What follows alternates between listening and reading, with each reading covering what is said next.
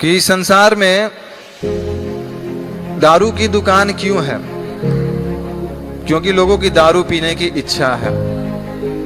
इस संसार में वेश्यालय क्यों है? क्योंकि पुरुष को स्त्री का संग करने का, स्त्री को पुरुष का संग करने की इच्छा है। इस संसार में कत्ल खाना क्यों है? कि लोगों की मांस खाने की इच्छा है। इस संसार में इंद्रिय तृप्ति के इतने साधन क्यों हैं? हम बाहर जाते हैं तो इतने सिनेमा हॉल हैं, क्या क्या नहीं है, क्यों है?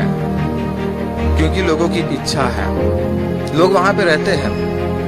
ये इच्छा ही इस संसार में मनुष्य के बंधन का कारण है। ये जो दूषित इच्छा है वही इस संसार में मनुष्य को बांध के रखती है और वह भगवान की शरण में नहीं जा पाता। नहीं तो इस संसार में मंदिर भी है और लोग मंदिर में कितने लोग आते हैं?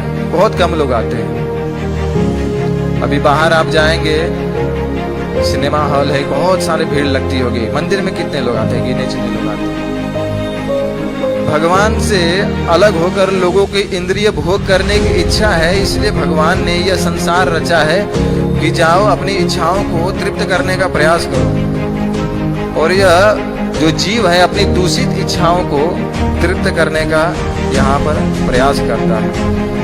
लेकिन जब तक वह अपनी इच्छाओं को शुद्ध नहीं करेगा तो भगवान का भजन कैसे करेगा, भक्ति में कैसे लगेगा और इस दुखमय संसार से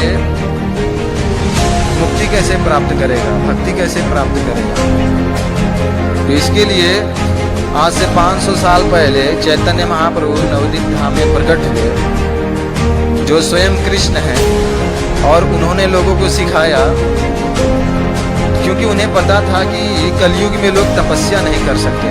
प्रायण अल्पायु से सभ्य कलो अस्मिन् युगे जना मंद सुमंद मध्यो मंद भाग्य ही। इस कलयुग में लोग आलसी हैं, पथभ्रष्ट हैं, झगड़ालू हैं, तपस्या तो कर नहीं सकते। तो भगवान इतने दयालु हैं कि स्वयं आज से 500 साल पहले चैतन्य महाप्रभु के रूप में प्रकट हुए।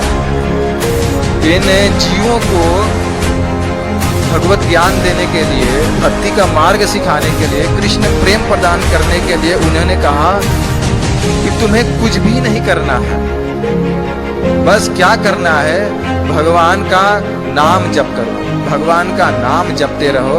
और इस तरह से एक दिन आएगा जब जो तुम्हारी दूषित इच्छा है वह शुद्ध हो जाएगी, और जब दूषित इच्छा शुद्ध हो जाएगी तब तुम कृष्ण प्रेम प्राप्त कर सकोगे। और इस शरीर को छोड़ने के बाद मेरे पास यानी गोलोक धाम में प्रवेश कर पाओगे और वहां पे सुखी रहोगे, शाश्वत रूप से निवास करोगे।